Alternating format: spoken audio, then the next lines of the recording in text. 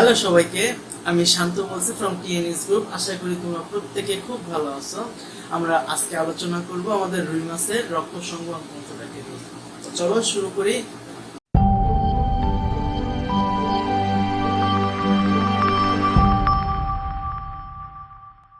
তো রুই মাছের রক্ত সংবহন তন্ত্র নিয়ে আলোচনা করার জন্য প্রথমে আমাদের জানতে হবে যে রুই মাছের রক্ত সংবহন তন্ত্র জিনিসটা কি। তো বায়োলজি শেখার মজার জিনিস হচ্ছে ওয়ার্ডটাকে ভেঙে ফেলা। দেখো, রক্ত সংবহন তন্ত্র অর্থাৎ রক্তটা যে তন্ত্রের সাহায্যে সংবহন বা পরিবহন হবে সেটাকে আমরা কি বলবো? রক্ত সংবহন তন্ত্র। তো রক্ত সংবহন তন্ত্র কি? যে তন্ত্রের মাধ্যমে কোনো দেহের মধ্যে দিয়ে বা দেহের কোনো রক্তনালীর মধ্যে দিয়ে কিংবা অন্য যে কোনো কিছুর মধ্যে দিয়ে রক্তটা পরিবহন হওয়াটাকে আমরা কি বলি? রক্ত সংবহন তন্ত্র।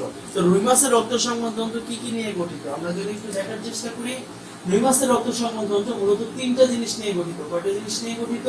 রুই মাছের রক্ত সংবহন তন্ত্র তিনটা জিনিস নিয়ে গঠিত। একটা হচ্ছে তার রক্ত, একটা কি? একটা হচ্ছে তার রক্ত, একটা হচ্ছে তার রক্ত বাহিকা, একটা হচ্ছে তার রক্ত বাহিকা, এবং আরেকটা হচ্ছে কি? আরেকটা হচ্ছে তার হৃৎপিণ্ড। আরেকটা কি? তার হৃৎপিণ্ড।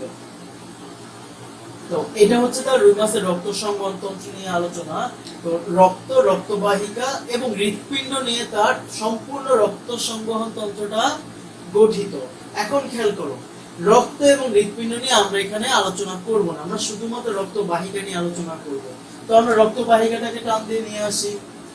তো রক্তবাহিকা কয় ধরনের? মূলত রক্তবাহিকা হচ্ছে দুই ধরনের, ঠিক আছে? মূলত তিন ধরনের হয়ে থাকে কৌশিক জালিকা সহকারে। তো আমরা আমাদের কনসেপ্টের জন্য দুইটা ভাগ করে নিলাম। একটা হচ্ছে ধমনীতন্ত্র, একটা হচ্ছে শিরাতন্ত্র। একটা হচ্ছে ধমনীতন্ত্র, একটা কি? শিরাতন্ত্র। তো ধমনীতন্ত্রকে তুমি অনেক সময় ব্রাঙ্কিয়াল তন্ত্র বলতে পারো। কি তন্ত্র? ব্রাঙ্কিয়াল তন্ত্র। কেন ব্রাঙ্কিয়াল তন্ত্র বলতে পারো? কারণ হচ্ছে ব্রাঙ্কিয়াল কথাটার মানে হচ্ছে কি? ব্রাঙ্কিয়াল কথাটার মানে হচ্ছে ফুলকা। ব্রাঙ্কিয়াল কথার মানে কি? ব্রাঙ্কিয়াল কথার মানে হচ্ছে ফুলকা। কেন? কারণ হচ্ছে ধমনীটা সম্পূর্ণ ফুলকার সাথে কানেক্টেড বা ফুলকার সাথে রিলেটেড। এই জন্য তুমি ধমনীতন্ত্রকে ব্রাঙ্কিয়াল তন্ত্র বলতে পারো। এই ধমনীতন্ত্র আবার দুই ধরনের হয়ে থাকে। একটা হচ্ছে অ্যাফারেন্ট ধমনীতন্ত্র, অ্যাফারেন্ট ধমনীতন্ত্র, অ্যাফারেন্ট ধমনীতন্ত্র, অ্যাফারেন্ট ধমনীতন্ত্র। আর একটা হচ্ছে ইফারেন্ট ধমনীতন্ত্র। কি? ইফারেন্ট ধমনীতন্ত্র, ইফারেন্ট ধমনীতন্ত্র। ক্লিয়ার? তো কোনটা কি? অ্যাফারেন্ট কথার মানে হচ্ছে আসা, মানে কি? সে আসবে। কোথায় আসবে?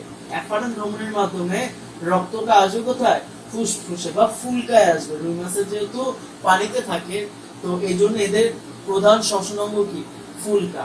তো রুই মাছের ফুলকায় কি আসবে? এই অ্যাফারেন্ট ধমনীতন্ত্রের মাধ্যমে রক্ত আসবে। কোথা থেকে আসবে? হার্ট থেকে। তার মানে হার্ট থেকে রক্ত আসবে কোথায়? ফুলকায়। বুঝতে পারছি? কিসের মাধ্যমে? অ্যাফারেন্ট ধমনীতন্ত্রের মাধ্যমে। আর ইফারেন্ট ধমনীতন্ত্রের মাধ্যমে কি হবে? এই ফুলকা থেকে রক্তটা চলে যাবে। ফুলকা থেকে রক্তটা কি করবে? চলে যাবে। কোথায় চলে যাবে? দেহের বিভিন্ন অঙ্গে। তার মানে দেহের অঙ্গে চলে যাবে। তার মানে দেহের অঙ্গে কি হবে? ইফারেন্ট ধমনীতন্ত্রের মাধ্যমে সারা দেহে রক্তটা পৌঁছে যাবে। তো হার্ট থেকে ফুলকায় আসবে হচ্ছে কার্বন ডাই অক্সাইড যুক্ত রক্ত, এবং ফুলকা থেকে দেহের বিভিন্ন অঙ্গে যাবে অক্সিজেন যুক্ত রক্ত। কারণ আমাদের এই ফুলকা কি করে? ফুলকা কার্বন ডাই অক্সাইড যুক্ত রক্তকে অক্সিজেন যুক্ত রক্তে কনভার্ট করে। ক্লিয়ার? আচ্ছা, আমরা কিন্তু এখানে জাস্ট একটা ইমাজিনেশন করতেছি যে আমরা আজকে কি কি পড়ব, ঠিক আছে? তারপর চলে যায় শিরাতন্ত্র। তো রুই মাছের শিরাতন্ত্র দুই ধরনের। একটা হচ্ছে তোমার সিস্টেমিক শিরাতন্ত্র, সিস্টেমিক শিরাতন্ত্র, একটা হচ্ছে পোর্টাল শিরাতন্ত্র, পোর্টাল শিরাতন্ত্র। একটা হচ্ছে সিস্টেমিক শিরাতন্ত্র, একটা কি? পোর্টাল শিরাতন্ত্র। তো এই হচ্ছে আমাদের আজকে আমরা কি কি আলোচনা করব তার একটা শর্ট রিভিউ। যদিও আমরা শিরাতন্ত্রটা পরবর্তী পার্টে আলোচনা করব, আজকে আমরা শুধুমাত্র রুই মাছের রক্ত সংবহন তন্ত্রের পার্ট 1 দ্যাট মিন্স ধমনীতন্ত্র ব্যাপারটা নিয়ে আলোচনা করব। অ্যাফারেন্ট ধমনীতন্ত্র এবং কি? ইফারেন্ট ধমনীতন্ত্র, এটা নিয়ে আলোচনা করব। ওকে ওকে, তাহলে আমরা চলে যাব এখন অ্যাফারেন্ট ধমনীতন্ত্রে, এরপর ইফারেন্ট ধমনীতন্ত্রে। ঠিক আছে, চলো চলে এলাম রুই মাছের অ্যাফারেন্ট ধমনীতন্ত্রে। তো তোমরা দেখো অ্যাফারেন্ট ধমনীতন্ত্র মানে কি? যে ধমনীর মাধ্যমে রুই মাছের রক্তটা হার্ট থেকে ফুসফুসে যাবে, তাই না? ওটা হচ্ছে কি অ্যাফারেন্ট ধমনীতন্ত্র। তো আমরা একটা কাজ করব, আমরা হচ্ছে একটা রুই মাছকে ধরো, এটা হচ্ছে একটা রুই মাছ, এভাবে সে চলে, ঠিক আছে? আমি এখানে হাতের মাধ্যমে দেখাচ্ছি তোমাদের, সে এইভাবে চলে, ঠিক আছে? তো আমরা কি করলাম, এটাকে এই বরাবর কাটলাম, ঠিক আছে? এই বরাবর কাটলাম, তার এটা হচ্ছে মুখ, এই যে এটা হচ্ছে তার মুখ, তো আমরা এই বরাবর কাটলাম মুখ বরাবর। আই থিঙ্ক এত বুঝতে পারছো আমরা কোন বরাবর কাটছি।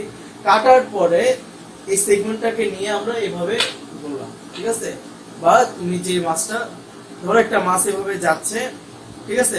তুমি কি করলে, এইভাবে কেটে উপর দিয়ে দেখতেছো যে কি, ঠিক আছে? উপরের দৃশ্যটা আমরা কি এভাবে তোমাকে দেখাচ্ছি। তার মানে এখন আমরা যে স্ট্রাকচারটা আঁকবো সেটা হচ্ছে মাছকে যখন আমরা উপর থেকে দেখবো, মাঝখান দিয়ে কাটার পর যখন আমরা মাছটাকে উপর থেকে দেখবো, ঠিক আছে? তো তখন ব্যাপারটা এরকম হয়ে যাবে, বুঝতে পারছি? অনেকটা এরকম হয়ে যাবে। তো মূলত এখানে অর্ধেক পার্টনার থাকে, আমরা দুইটা দিয়ে দিলাম উচ্চ পার্টনার। আচ্ছা, তো এটা হচ্ছে মাছের উপর থেকে দেখলে যেটা দেখো, মানে যেরকম তুমি দেখতে পাবে, এটা হচ্ছে সেই অংশ।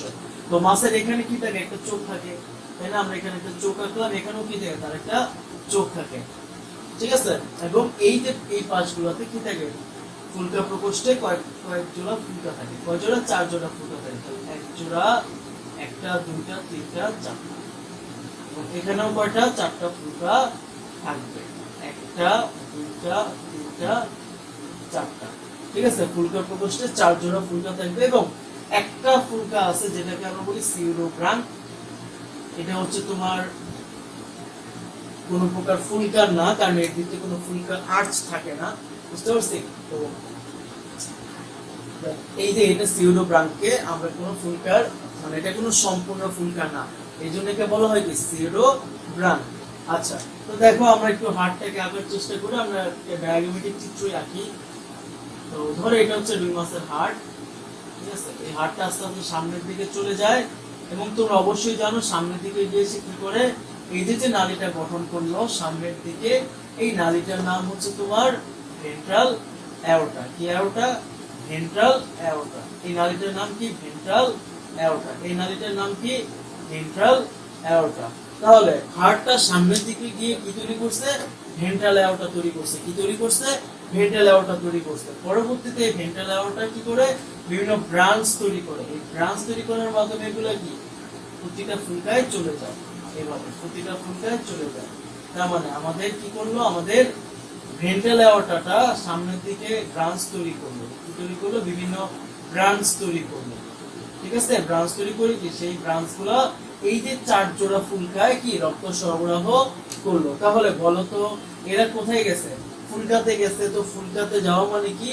অবশ্যই কি ফুলকাতে প্রবেশ করছে। তো প্রবেশ করা মানে কি? অ্যাফারেন্ট। তাহলে এগুলোর নামকরণটা আমরা একটু লিখি। তো এটার নাম কি হবে? যেহেতু এটা কি উপর থেকে 1 নাম্বার, তার মানে এটা কি প্রথম। এই ধমনীটা কি করছে? এটা ধমনী, তাই না? তো ধমনীটা কি করছে? তো কেন এটা ধমনী নামকরণ করা হয়েছে? কারণ দেখো হার্ট থেকে বের হয়েছে, ঠিক আছে? এই জন্য কি এরা ধমনী। তো ধমনীটা কি করে? তো ধমনীটা হচ্ছে তোমার বের হয়েছে, তো বের হয়ে কি ফুলকাতে প্রবেশ করছে। তো তার ডেস্টিনেশনটা কোথায়? ফুলকাতে। ফুলকাতে কি করছে? সে প্রবেশ করছে। তো প্রবেশ করা মানে কি? অ্যাফারেন্ট। তো প্রথম অ্যাফারেন্ট কি ধমনী। ঠিক সেরকম ভাবে এটা যেমন প্রথম অ্যাফারেন্ট ধমনী, এরপরটা কি দ্বিতীয় অ্যাফারেন্ট ধমনী। এটা হচ্ছে প্রথম অ্যাফারেন্ট ধমনী, এটা কি দ্বিতীয় অ্যাফারেন্ট ধমনী, এটা তৃতীয় অ্যাফারেন্ট ধমনী, এটা চতুর্থ অ্যাফারেন্ট ধমনী। ঠিক সেরকম এখানেও প্রথম, দ্বিতীয়, তৃতীয়, চতুর্থ এভাবে করে কি অ্যাফারেন্ট ধমনী। ক্লিয়ার? তাহলে এভাবেই কি হয়, হার্ট থেকে ফুলকার ভেতরে রক্তটা চলে যায়। কোন রক্ত? কার্বন ডাই অক্সাইড যুক্ত রক্ত। তাহলে হার্ট থেকে ফুলকার ভেতরে অ্যাফারেন্ট ধমনীর মাধ্যমে কি যায়? রক্তটা চলে যায়, ঠিক আছে? তাহলে এটা হচ্ছে আমাদের কি অ্যাফারেন্ট ধমনীতন্ত্র। এবার আমরা চলে যাব ইফারেন্ট ধমনীতন্ত্রে। সো চলে আসলাম ইফারেন্ট ধমনীতন্ত্রে। তো ইফারেন্ট কথার মানে কি? বেরিয়ে যাওয়া। কোথা থেকে বের হবে? এখন দেখো কোথা থেকে বের হয়। আমরা একটু আগে দেখলাম যে ফুলকার ভেতরে কি রক্তগুলো প্রবেশ করছে, এখন কি ফুলকা থেকে বের হবে। তাহলে যেহেতু তারা ফুলকা থেকে বের হবে, দ্যাটস ওয়াই এদেরকে আমরা কি বলবো? ইফারেন্ট ধমনীতন্ত্র। তো চলো আমরা আগের মতো চিত্রটাকে আঁকি। এরকম উপর থেকে আমরা এদেরকে দেখতেছি, ঠিক আছে? তো এখানে দুই জায়গায় দুইটা চোখ আছে, এবং আমাদের এখানে কি চারটা ফুলকা ছিল, তাই না? আমরা ফুলকাগুলোকে একটু কালার করে দেই। এখানে একটা, দুইটা, তিনটা, চারটা ফুলকা ছিল। এখানেও সেম কি একটা, দুইটা, তিনটা, চারটা ফুলকা ছিল। ওকে, তাহলে চারটা চারটা আটটা, মানে 4 জোড়া ফুলকা ছিল। তাহলে আমরা কি দেখছিলাম, আমাদের হাড়টা এখানে ছিল, হাড়টাই কি এই ফুলকাগুলো তো রক্ত প্রবেশ করছে। এখন কি সেখানে ফুলকার মধ্যে কি রক্তের যে গ্যাসীয় বিনিময় সেটা ঘটবে, অর্থাৎ অক্সিজেন যুক্ত রক্তে কনভার্ট হবে। কোথা থেকে? কার্বন ডাই অক্সাইড থেকে। মানে কার্বন ডাই অক্সাইড যুক্ত রক্তটা অক্সিজেন যুক্ত রক্তে কনভার্ট হবে। ওকে, এখন খেয়াল করো, কনভার্ট হওয়ার পর তারা কি এখানে আসবে, বের হবে, তাই না? তাহলে এটা বের হবে, এটাও বের হবে, এটাও বের হবে, এটাও বের হবে, রাইট? এখান থেকে এটাও বের হবে, এটাও বের হবে, এটাও বের হবে, আবার কি এটাও বের হবে। তবে এরা বের হয়ে কি একত্রিত হওয়ার কথা না? তবে এরা কিভাবে একত্রিত হবে জানো? এরা প্রত্যেকে নিজেদের পাশে একটা করে ধমনী তৈরি করবে। কি তৈরি করবে? একটা করে ধমনী তৈরি করবে। আচ্ছা, আমি ধমনীর কালারটা অন্য একটা কালার দিতেছি। ধমনীর আমি কালো কালার দিয়ে প্রকাশ করলাম। এখানে একটা ধমনী তৈরি করলো, আবার কি এরা এইখানে কি আরেকটা ধমনী তৈরি করলো। বুঝতে পারছি? দেখো, এই যে ধমনী দুইটা তৈরি হলো, কেন এই ধমনী দুইটা তৈরি হয়েছে? ফুলকা থেকে অক্সিজেন যুক্ত রক্তগুলোকে নেয়ার জন্য। আমরা যদি এটাকে বাম পাশ ধরি, এটাকে ডান পাশ ধরি, তাহলে দেখো এটা কি বাম পাশের পার্শ্বীয় ধমনী, এটা কি ডান পাশের পার্শ্বীয় ধমনী। কেন পার্শ্বীয় ধমনী বলি? এই যে ধমনীটার নাম কেন পার্শ্বীয় ধমনী রাখা হচ্ছে? এই ধমনীটার নাম কালো কালার দিয়ে যেটা দিছি, এটার নাম কেন পার্শ্বীয় ধমনী রাখা হয়েছে? এর নাম হচ্ছে পার্শ্বীয় ধমনী, ঠিক আছে, বা ল্যাটারাল অ্যাওর্টা। কেন পার্শ্বীয় ধমনী রাখা হয়েছে? কারণ এরা কোথায়? এরা হচ্ছে মাসের পুরো পাশে, মানে দুই পাশে থাকে। মানে এরা কি? এরা হচ্ছে মাসের দুইটা পাশে থাকে, ঠিক আছে? তো এটা যদি পুরোটা একটা মাস হয় এরকম, তাহলে মাসের কি দুই পাশের দিকে ছড়ানো থাকে। বুঝতে পারছি? তাহলে এটা হচ্ছে একটা মাসের বডি। তাহলে কি এই পাশের ধমনীগুলো কি এই দুই পাশ বরাবর থাকবে। বুঝতে পারছি? এই দুই পাশ বরাবর থাকবে। দ্যাটস ওয়াই এদেরকে কি বলা হয়েছে? পার্শ্বীয় ধমনী বলা হয়েছে। আমি এখানে ডায়াগ্রামেটিক চিত্র আঁকতেছি বিধায় তোমরা এটা ঠিকভাবে হয়তো বুঝতে পারতেছো না, কারণ এটা হবে এই সাইড বরাবর। তো সাইড বরাবর যেহেতু আমরা ফুলকা এঁকে রাখছি, তো বুঝতেই পারতেছো এটা মানে অতটা বোঝানো পসিবল না 3D চিত্রটাকে। তো যাই হোক, তোমরা মনে রাখো এটা হচ্ছে পার্শ্বীয় বরাবর থাকবে, তবে এটা হচ্ছে একটু উপরের দিকে থাকবে, ঠিক আছে? ফুলকা গুলো যেই লেয়ারে থাকবে, এই পার্শ্বীয় ধমনীগুলো একটু উপরের লেয়ারে থাকবে। বুঝতে পারছি? এইভাবে ফুলকা থেকে এইভাবে রক্তগুলা পার্শ্বীয় ধমনী গঠন করবে। এখানে ফুলকা থাকবে, ঠিক আছে? ফুলকা থেকে রক্তনালীগুলো এইভাবে বেরোবে, বেরোয় কি এখানে পার্শ্বীয় ধমনী থাকবে। এই পার্শ্বীয় ধমনীর দিকে এরা মুক্ত হবে। তো কিভাবে মুক্ত হবে আমরা একটু দেখি। এই যে এটা সরাসরি এই পার্শ্বীয় ধমনীতে মুক্ত হবে, 1 নাম্বার। 2 নাম্বারটাও সরাসরি পার্শ্বীয় ধমনীতে মুক্ত হবে। বাট 3 নাম্বার এবং 4 নাম্বার যে ধমনী, এই দুইটা ধমনী কি করবে? এরা একটু পাতলা, তো দুইজন আগে মিলিত হয়ে তারপর কি পার্শ্বীয় ধমনীতে যুক্ত হবে, ঠিক আছে? তো সেম আছে এখানেও, 1 নাম্বারটা এবং 2 নাম্বারটা ইজিলি যুক্ত হয়ে যাবে। 3, 4 কি করবে? আগে নিজেদের মধ্যে যুক্ত হবে, তারপর কি একসাথে এই পার্শ্বীয় ধমনীতে মুক্ত হবে। ক্লিয়ার? তাহলে আমরা একটু এগুলো নামকরণ করব। দেখো, এই যে ধমনীগুলোর নাম, এই ধমনীগুলোর কি নাম? আমরা একটু নামকরণটা দেখে নিই এদের। তো এরা কি? এরা ফুসফুস থেকে বা ফুলকা থেকে বের হইছে। তো এটা যেহেতু মাথার সামনে থেকে 1 নাম্বার, এটা হচ্ছে প্রথম কি, যেহেতু ফুলকা থেকে বের হইছে, বের হওয়া মানে কি ইফারেন্ট। তো প্রথম ইফারেন্ট ধমনী, ঠিক আছে? তুমি চাইলে এখানে ব্রাঙ্কিয়াল কথাটাকে ইউজ করতে পারো। ব্রাঙ্কিয়াল কথা মানে কি ফুসফুস। তাহলে প্রথম ইফারেন্ট, তুমি চাইলে ব্রাঙ্কিয়াল ধমনীও দিতে পারো। প্রথম ইফারেন্ট ব্রাঙ্কিয়াল ধমনী। কেন ব্রাঙ্কিয়াল দিছি? কারণ ব্রাঙ্কিয়াল কথা মানে কি ফুলকা। বুঝতে পারছি? বা ব্রাঙ্কি, এই ব্রাঙ্কি ওয়ার্ডটা মানে হচ্ছে তোমার ফুলকা। এই জন্য আমরা কি দিতে পারছি এখানে? প্রথম ইফারেন্ট ব্রাঙ্কিয়াল ধমনী। তাহলে আগে যেটা করছি প্রথম এফারেন্ট ধমনী, ওখানে কি ব্রাঙ্কিয়াল দেওয়া যাবে না? অবশ্যই যাবে, কারণ ব্রাঙ্কিয়াল মানে কি ফুলকা রিলেটেড। কারণ ওই ধমনীটাও কি করছিল? ফুলকাতে প্রবেশ করছিল। এফারেন্ট যেটা, সেটা কিন্তু ফুলকাতে প্রবেশ করছিল, তাই না? দ্যাটস ওয়াই ওখানেও তুমি কি করতে পারো? প্রথম এফারেন্ট ব্রাঙ্কিয়াল ধমনী লিখতে পারো। এখানেও কি প্রথম ইফারেন্ট ব্রাঙ্কিয়াল ধমনী লিখতে পারো, চাইলে প্রথম ইফারেন্ট ধমনীও লিখতে পারো, সমস্যা নেই। তাহলে এটা প্রথম ইফারেন্ট ধমনী, দ্বিতীয় ইফারেন্ট ধমনী, 3 নাম্বার এবং 4 নাম্বার ইফারেন্ট ধমনী কি করছে? একত্রে যুক্ত হয়ে পার্শ্বীয় ধমনীতে মুক্ত হয়েছে। এখানেও সেম, বাম পাশে যা ডান পাশেও তাই। এখন তোমরা দেখবা যে এই যে পার্শ্ব ধমনীটা সামনের দিকে এরা একটু গোল হয়ে যায়, গোল হয়ে কি এরকম দুইটা নালী তৈরি করে। এই নালীগুলোকে আমরা বলি ক্যারোটিড ধমনী। কি ধমনী?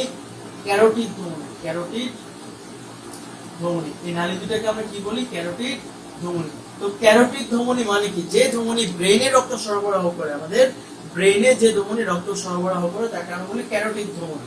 বুঝতে পারছি? আর এই যে এখানে দেখো একটা গোলাকার একটা বৃত্তের মতো একটা স্ট্রাকচার তৈরি করছে, তাই না? এখানে এই বৃত্তের মতো স্ট্রাকচারটাকে আমরা বলি সার্কিউলাস সেফালিকাস। কি বলি? এই বৃত্তের মতো স্ট্রাকচারটাকে আমরা বলি কি? সার্কিউলাস সেফালিকাস। তার সার্কিউ মানে কি? সার্কুলার।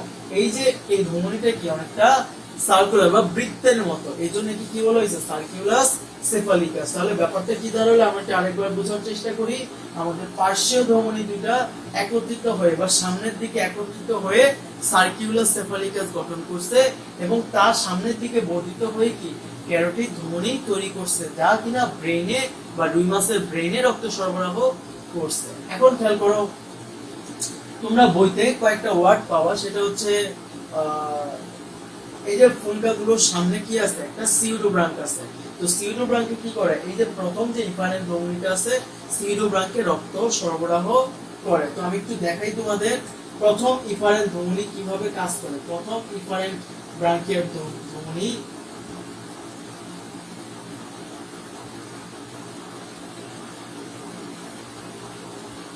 তো প্রথম ইফারেন্ট ব্রাঙ্কিয়াল ধমনীর মূলত দুইটা ব্রাঞ্চ আছে।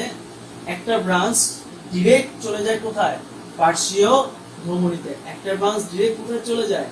পার্শ্বীয় ধমনীতে চলে যায়। একটা ব্রাঞ্চ ডিরেক্ট পার্শ্বীয় ধমনীতে চলে যায়। এবং আরেকটা ব্রাঞ্চ কোথায় চলে যায়? আরেকটা ব্রাঞ্চ চলে যায় হচ্ছে সিউডোব্রাঙ্কে। কোথায় চলে যায়? সিউডোব্রাঙ্কে। কোথায় চলে যায়? সিউডোব্রাঙ্কে। তো সিউডোব্রাঙ্কে যাবে। তো সিউডোব্রাঙ্কে যাওয়ার জন্য অবশ্যই কি লাগবে? একটা নালী লাগবে। তো এই নালীর নাম কি? নালীর নাম হচ্ছে হাইওয়েড ধমনী। কি ধমনী? হাইওয়েড ধমনী। হাইওয়েড ধমনী। তার মানে প্রথম ইফারেন্ট ব্রাঙ্কিয়াল ধমনী থেকে হাইওয়েড ধমনীর মাধ্যমে সিউডোব্রাঙ্কে রক্তটা চলে যায়।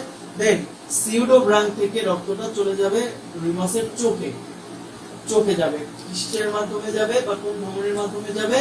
এটা যাবে অপথ্যালমিক ধমনী। কি? অপথ্যালমিক ধমনীর মাধ্যমে কোথায় যাবে? চোখে চলে যাবে। তাহলে দেখো আমাদের প্রথম ইফারেন্ট ব্রাঙ্কিয়াল ধমনীটা দুইটা ব্রাঞ্চ তৈরি করছে, যার একটা কি পার্শ্বীয় ধমনীতে চলে গেছে এবং আরেকটা ব্রাঞ্চ কি হাইওয়েড ধমনীর মাধ্যমে সিউডোব্রাঙ্কে গেছে। হাইওয়েড ধমনীর মাধ্যমে কি সিউডোব্রাঙ্কে চলে গেছে। সিউডোব্রাঙ্ক থেকে পরবর্তীতে অপথ্যালমিক ধমনীর মাধ্যমে চোখে গেছে। তাহলে দেখো রুই মাছের সামনের দিকে যেটা চোখ এবং ব্রেন ছিল, দুই জায়গায় কিন্তু এই অক্সিজেন যুক্ত রক্তটা চলে গেছে, রাইট? চোখে গেছে কিসের মাধ্যমে? অপথ্যালমিক ধমনীর মাধ্যমে। আর ব্রেনে গেছে কিসের মাধ্যমে? ক্যারোটিড ধমনীর মাধ্যমে। এবার আসছি পিছনের দিকে কি ঘটছে। তো পেছনের দিকে ঘটছে তোমার এই যে পার্শ্বীয় ধমনীটা আমি একটা কাজ করি, সার্কিউলার সেফালিকাসটা আমি একটু এখানে মুছে দিচ্ছি তোমাদের জন্য, একটু ইজি হবে। তো আমি এটাকে একটু মুছে দিলাম,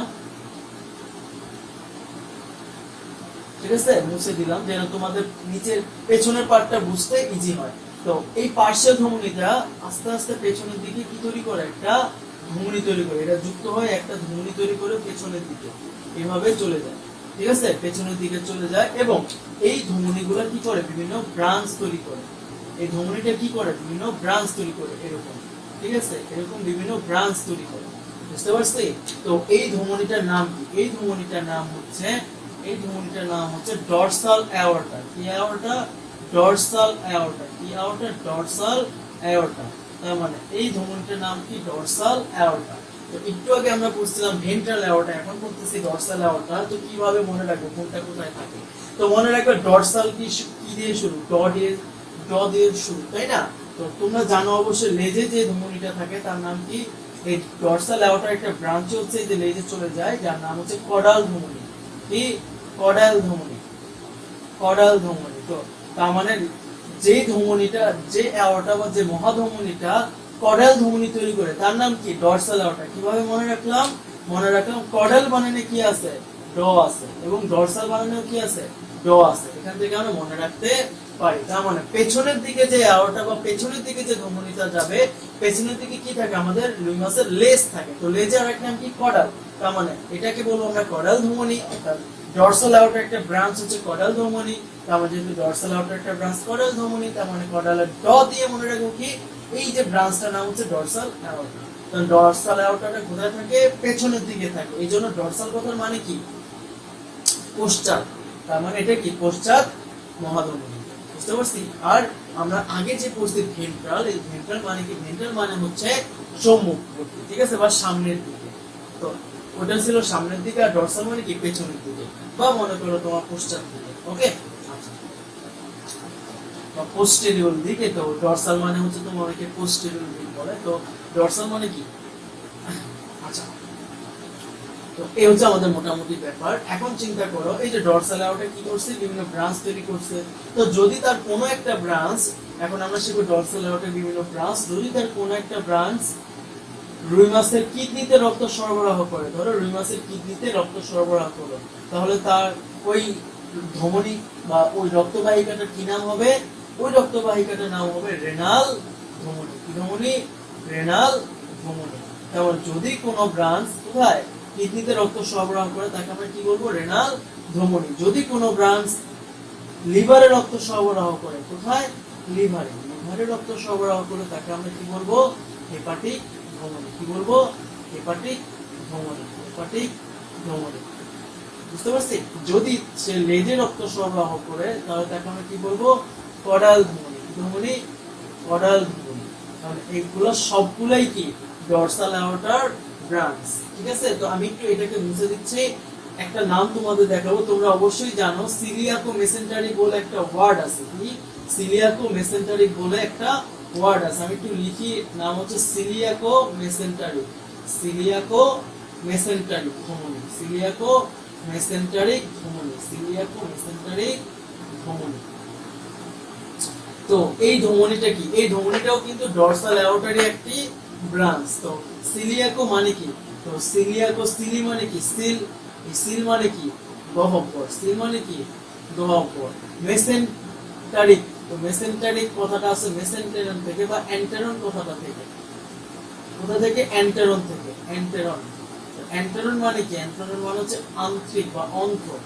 তার মানে আন্তরিক যে গহ্বরে, আন্তরিক গহ্বরে যে ধমনীটা রক্ত সরবরাহ করে, তার নাম কি? সিলিয়াকো মেসেন্টারিক ধমনী। অর্থাৎ রুই মাছের যে ধমনীটা কি করে? আন্তরিক গহ্বরে রক্ত সরবরাহ করে, তাকে আমরা কি বলবো? সিলিয়াকো মেসেন্টারিক ধমনী। তাহলে দেখো, এই ডরসাল অ্যাওর্টার একটা ব্রাঞ্চ সিলিয়াকো মেসেন্টারিক ধমনী হিসেবে আন্তরিক গহ্বরে রক্ত সরবরাহ করতে পারে, কিংবা কিডনিতে রেনাল ধমনী হিসেবে, বা লিভারে হেপাটিক ধমনী হিসেবে, কিংবা লেজে কর্ডাল ধমনী হিসেবে। বুঝতে পারছি? তাহলে দেখো, আমরা কিন্তু ইফারেন্ট ধমনী তন্ত্র সম্পূর্ণ পড়ে ফেললাম, কারণ আমরা রুই মাছের মাথা থেকে শুরু করে লেজ পর্যন্ত প্রায় ম্যাক্সিমাম অঙ্কে কি করে ফেলছি? রক্ত সরবরাহ করে ফেলছি। ঠিক আছে? তো আজকে এই রুই মাছের ধমনী তন্ত্রটা মোটামুটি আমরা শেষ করলাম। যদি কারো কোনো প্রবলেম থাকে, তোমরা অবশ্যই আমাদেরকে কমেন্ট করে জানাবা। তো আজকে আমরা ভিডিওটা এই পর্যন্তই রাখলাম। তো সবাই ভালো থেকো। নেক্সট ভিডিও হবে রুই মাছের শিরাতন্ত্রের উপর। তো অবশ্যই তোমরা ওই ভিডিওটা দেখবে। ওকে, তো বিদায় সবাইকে।